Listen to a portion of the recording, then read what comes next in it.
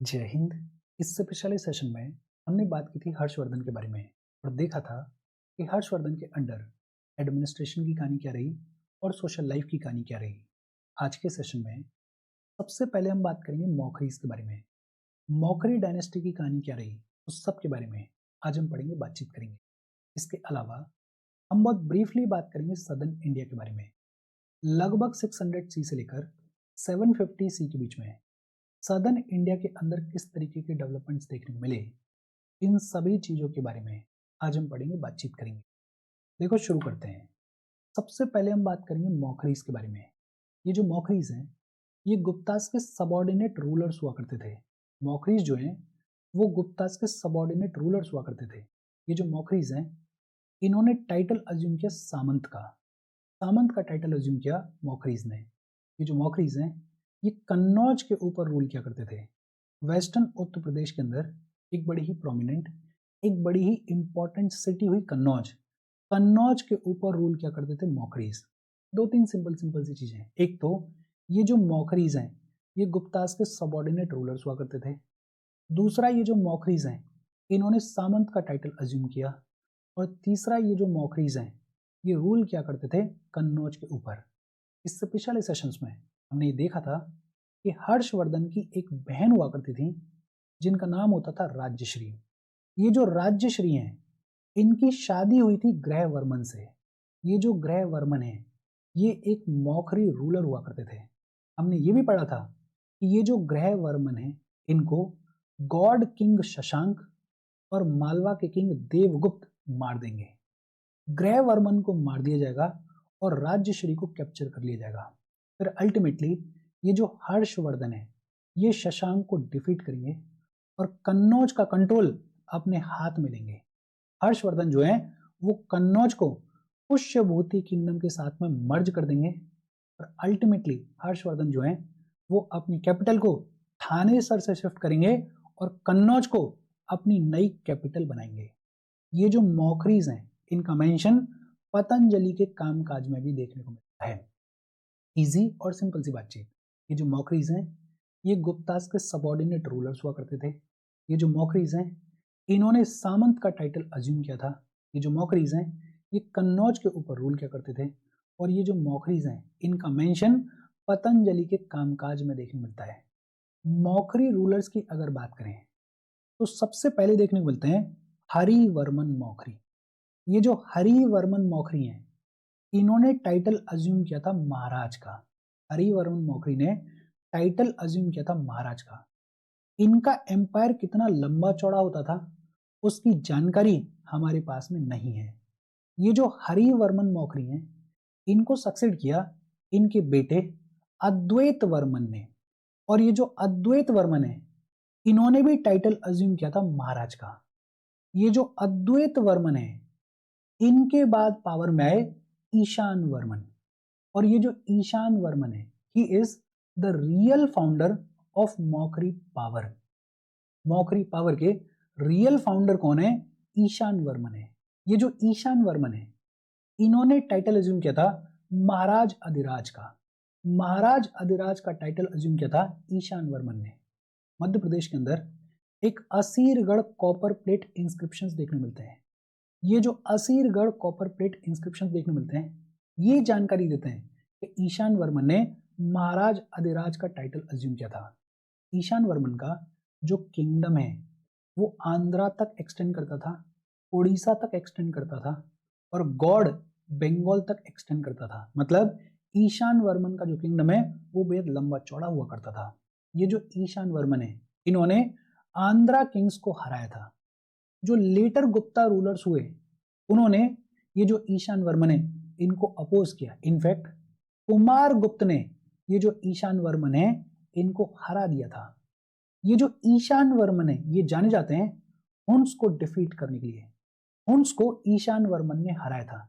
ईशान वर्मन ने जब हुन्स को हराया था तो ये हुन्स के अगेंस्ट में लड़े थे एज फ्यूडिटरीज ऑफ बाल आदित्य ऑफ गुप्तास।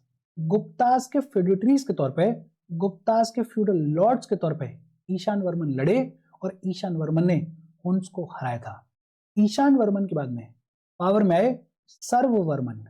ये जो सर्ववर्मन हैं, इन्होंने मगध के ऊपर अपने कंट्रोल को स्टैब्लिश किया। सर्ववर्मन ने मगध के ऊपर अपने कंट्रोल को स्टैब्लिश किया।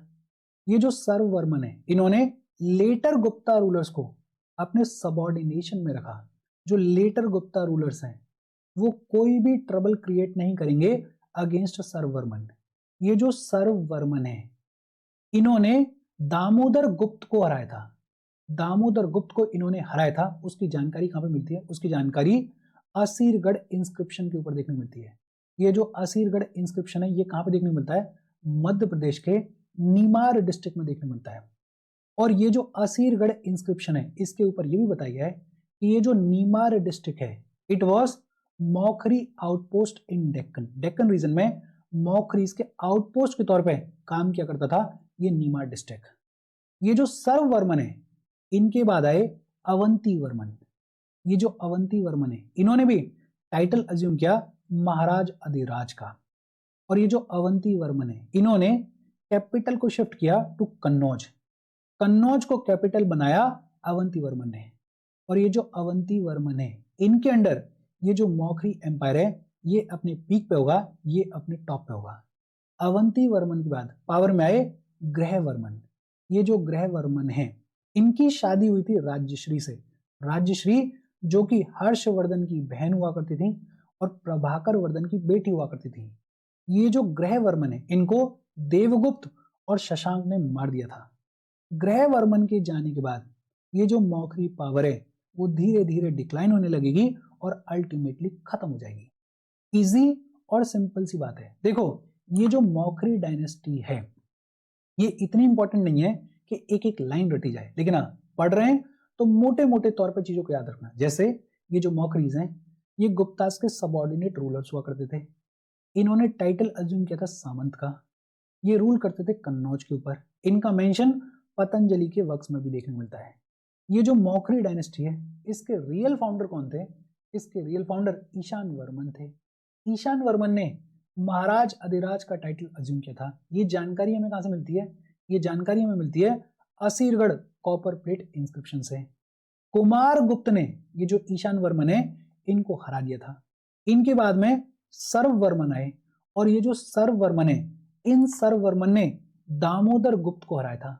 ये जानकारी कहां से मिलती है? ये जानकारी भी असीरगढ़ इंस्क्रिप्शन से मिलती है, जो कि कहां पर है? मध्य प्रदेश के निम्माड़ डिस्ट्रिक्ट में लोकेटेड है। ये जो निम्माड़ डिस्ट्रिक्ट है, इसको असीरगढ़ इंस्क्रिप्शन के ऊपर Maukhari outpost in the Deccan के तौर पर डिस्क्राइब किया गया है। फिर आए अवंती वर्मन। अवंती वर्मन ने महाराज अधिराज का टाइटल अज्यूम किया, और इनके अंडर ये जो मौखरी एम्पायर है, ये अपने पीक पे होगा, ये अपने टॉप पे होगा। और लास्ट में ग्रहवर्मन आए। ये जो ग्रहवर्मन है, इनकी शादी हुई थी राज्यश्री के साथ में। और ग्रहवर्मन के बाद में ये जो मौखरी पावर है, ये धीरे धीरे डिक्लाइन हो जाएगी, ये धीरे धीरे खत्म हो जाएगी। इजी और सिंपल सी बात है। इजी और सिंपल तौर पे याद रखना। हम आगे बढ़ें उससे पहले वीडियो पे लाइक के बटन को दबा दो। लाइक दबाना जरूरी है, बिकॉज यूट्यूब ऐसे ही फंक्शन करता है।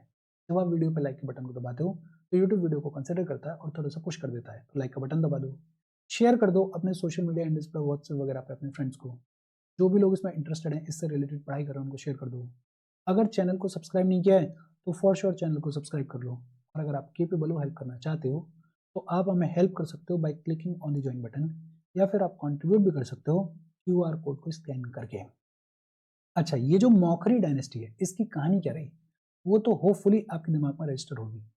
अब बात करते हैं कि सदर्न इंडिया के अंदर, देखो हमने पढ़ा था पहले सेशन में कि ये जो पीरियड है लगभग 600 सी से लेके 1200 सी के बीच में, इस पीरियड को दो फेजेस में डिवाइड करके देख सकते हैं। एक बात कर सकते हैं नॉर्थ इंडिया के कॉन्टेक्स्ट में, और दूसरा बात कर सकते हैं साउथ इंडिया के कॉन्टेक्स्ट में। नॉर्थ इंडिया के अंदर 600 सी से लेके 750 सी के बीच में दो पावर्स का इमर्जेंस देखने मिला। एक पुष्यभूति डायनेस्टी और दूसरी मौखरी डायनेस्टी। इन दोनों के बारे में हमने पढ़ लिया, बातचीत कर ली। साउथ इंडिया के कॉन्टेक्स्ट में अगर बात करें तो 600 सी से लेकर 750 सी के बीच में साउथ इंडिया के अंदर तीन प्रोमिनेंट पावर्स का इमर्जेंस देखने मिला। कांची में इमर्जेंस देखने मिलेगा पल्लव्स का, बादामी में इमर्जेंस देखने मिलेगा चालुक्यास का, और मदुरई में इमर्जेंस देखने मिलेगा पांड्यास का। अच्छा, साउथ इंडिया के कॉन्टेक्स्ट में अगर बात करें तो साउथ इंडिया की ये जो कहानी है इसको दो हिस्टोरिकल फेजेस में डिवाइड करके देखा जा सकता है। समझने के लिए ये जो साउथ इंडिया की हिस्ट्री है इसको दो हिस्टोरिकल फेजेस में डिवाइड करके देखा जा सकता है। एक हिस्टोरिकल फेज लाई करता है 200 सी से लेकर 300 सी के बीच में, और दूसरा हिस्टोरिकल फेज लाई करता है 300 सी से लेकर 750 सी के बीच में। ये जो फर्स्ट हिस्टोरिकल फेज है, इस फर्स्ट हिस्टोरिकल फेज के दौरान साउथ इंडिया के अंदर चार मेजर किंगडम्स देखने को मिले। कौन कौन से चार मेजर किंगडम्स देखने को मिले? एक सतवानास का रूल देखने को मिला, दूसरा चोलास का रूल देखने को मिला, तीसरा चेरास का रूल देखने को मिला, और चौथा पांड्यास का रूल देखने को मिला। लगभग 200 सी से लेकर 300 सी के बीच में साउथ इंडिया के अंदर चार मेजर किंगडम्स देखने को मिले। कौन कौन से? एक सतवानास का रूल देखने को मिला, दूसरा चोलास का रूल देखने को मिला, तीसरा चेरास का रूल देखने को मिला, और चौथा पांड्यास का रूल देखने को मिला। ये जो सेकंड हिस्टोरिकल फेज है, इस सेकंड हिस्टोरिकल फेज के दौरान साउथ इंडिया के अंदर तीन प्रोमिनेंट किंगडम्स देखने को मिले। कांची में पल्लव्स देखने को मिले, बादामी में चालुक्यास देखने को मिले, और मदुरई में पांड्यास देखने को मिले। इन पल्लव्स के बारे में, चालुक्यास के बारे में और पांड्यास के बारे में आगे चलते हम पढ़ेंगे, बातचीत करेंगे। ये जो फर्स्ट हिस्टोरिकल फेज था, इस फेज के दौरान साउथ इंडिया के अंदर खूब सारी क्राफ्ट देखने को मिलती थी, खूब सारी इंटरनल और एक्सटर्नल ट्रेड देखने को मिलती थी, खूब सारे कॉइन्स को इशू किया गया, और बहुत सारी टाउन्स की ग्रोथ देखने को मिलती है। ये जो सेकंड हिस्टोरिकल फेज है, इसके दौरान साउथ इंडिया के अंदर जो ट्रेड है, जो टाउन्स हैं और जो कॉइन्स हैं, उनमें डिक्लाइन देखने को मिलेगा। कंपैरेटिवली अगर बात करें तो ट्रेड, टाउन और कॉइन्स में डिक्लाइन देखने को मिलेगा इस सेकंड हिस्टोरिकल फेज में। लेकिन हाँ, जो एग्रेरियन इकोनॉमी है, जो एग्रीकल्चरल इकोनॉमी है, वो एक्सपेंड होगी, वो बढ़ती दिखाई देगी इस सेकंड हिस्टोरिकल फेज में।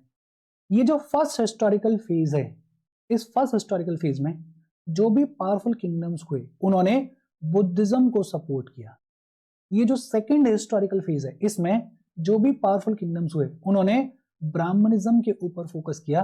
ब्राह्मणिज्म का एक्सपेंशन देखने को मिलेगा। ये जो फर्स्ट हिस्टोरिकल फेज है, इस फेज के दौरान प्राकृत को मेन लैंग्वेज के तौर पर यूज किया गया। ये जो सेकंड हिस्टोरिकल फेज है, इस फेज के दौरान संस्कृत जो है वो ऑफिशियल लैंग्वेज के तौर पर दिखाई देगी। साउथ इंडिया में ये जितना भी हिस्टोरिकल डेवलपमेंट देखने को मिला, इस हिस्टोरिकल डेवलपमेंट को समझने के लिए मोटा मोटा दो हिस्टोरिकल फेजेस में डिवाइड करके देखा जा सकता है। पहला हिस्टोरिकल फेज लगभग 200 सी से लेकर 300 सी के बीच में देखने को मिलता है, और दूसरा हिस्टोरिकल फेज लगभग 300 सी से लेकर 750 सी के बीच में देखने को मिलता है। ये जो फर्स्ट हिस्टोरिकल फेज है, इसमें चार मेजर किंगडम्स देखने को मिले। एक सतवानास का, दूसरा चोलास का, तीसरा चेरास का, और चौथा पांड्यास का। ये जो सेकंड हिस्टोरिकल फेज है, इसमें तीन मेजर किंगडम्स देखने को मिले। एक पल्लव्स का कांची में, दूसरा चालुक्यास का बादामी में, और तीसरा पांड्यास का मदुरई में। ये जो फर्स्ट हिस्टोरिकल फेज है, इसके दौरान क्राफ्ट बहुत ही अच्छी खासी देखने को मिलती थी। इंटरनल और एक्सटर्नल ट्रेड खूब अच्छी देखने को मिलती थी। नंबर ऑफ कॉइन्स को इशू किया गया, और टाउन्स का डेवलपमेंट ग्रोथ देखने को मिली। ये जो सेकंड हिस्टोरिकल फेज है, इसके दौरान ट्रेड, टाउन्स और कॉइन्स, इनमें डिक्लाइन देखने को मिलेगा, लेकिन जो एग्रेरियन इकोनॉमी है वो एक्सपेंड होगी। ये जो फर्स्ट हिस्टोरिकल फेज है, इसके दौरान बुद्धिज्म को सपोर्ट किया गया। ये जो सेकंड हिस्टोरिकल फेज है, इसके दौरान ब्राह्मणिज्म को सपोर्ट किया गया। ये जो फर्स्ट हिस्टोरिकल फेज है, इसके दौरान प्राकृत जो है वो मेन लैंग्वेज हुआ करती थी, और ये जो सेकंड हिस्टोरिकल फेज है, इसके दौरान संस्कृत जो है वो ऑफिशियल लैंग्वेज हुआ करती थी। ये जो सेकंड हिस्टोरिकल फेज में पल्लव्स देखने को मिले, चालुक्यास देखने को मिले, पांड्यास देखने को मिले, इनके बारे में आगे चलते हम पढ़ेंगे, बातचीत करेंगे। आज की बातचीत हम यहीं पे खत्म कर रहे हैं। छोटा सा सेशन है, बट हाँ, कुछ इस तरीके से ही बन रहा था, तो इतनी बातचीत आज हमने कर ली। आगे की बातचीत आगे कंटिन्यू करेंगे। यहाँ तक कोई डाउट हो तो कमेंट करके पूछ लेना। Thank you very much.